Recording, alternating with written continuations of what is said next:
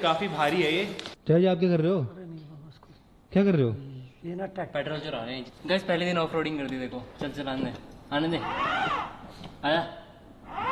अटक गई। Hey guys, good morning, welcome to my new vlog. तो भाई आज के व्लॉग की स्टार्टिंग हो रही है अनबॉक्सिंग के साथ। इतना बड़ा पार्सल आया है जिसमें कुछ स्पेशल है कुनाली के लिए।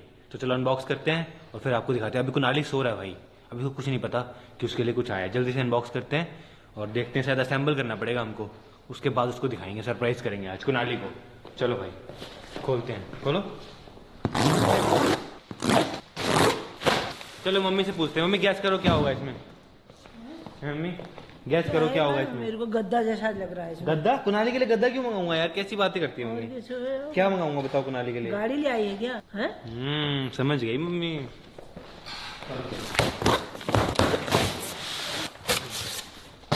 गाइस देखो कुछ ग्रीन कलर का है, ग्रीन कलर का। चलो निकालते हैं इसको। चलो भाई काफी भारी है गाइस, काफी भारी है ये। क्या समझ में आ रहा है कौन सी गाड़ी हो सकती है ये? अनरैप करने वाले हम।